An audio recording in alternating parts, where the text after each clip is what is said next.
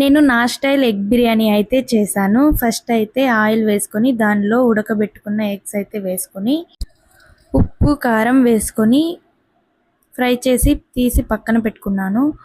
తర్వాత దానిలోకి కరివేపాకు వేసుకొని అవి వేగిన తర్వాత బిర్యానీ దినుసులు అయితే వేసుకున్నాను.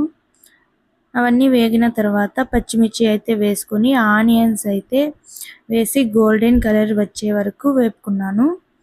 తర్వాత అయితే జీడిపప్పు వేసుకొని అల్లం తెల్లగడ్డ పేస్ట్ అయితే వేసుకున్నాను.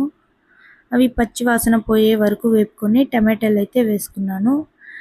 నేనైతే టమాటాలు కొంచెం ఎక్కువగానే వేసుకున్నాను. ఇంకా మూత పెట్టి కాసేపు ఉడికించుకున్నాను. తర్వాత మూత తీసేసి ఉప్పు, ధనియాల పొడి, గరం మసాలా,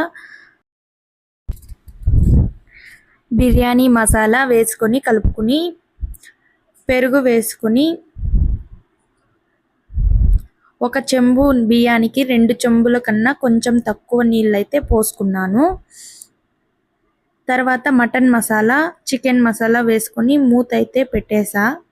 తర్వాత నీళ్లు తెరులుతున్నప్పుడైతే బియ్యం వేసుకొని కలుపుతూ సగం ఉడికించుకున్న తర్వాత కొత్తిమీర, నెయ్యి వేసి కలుపుకొని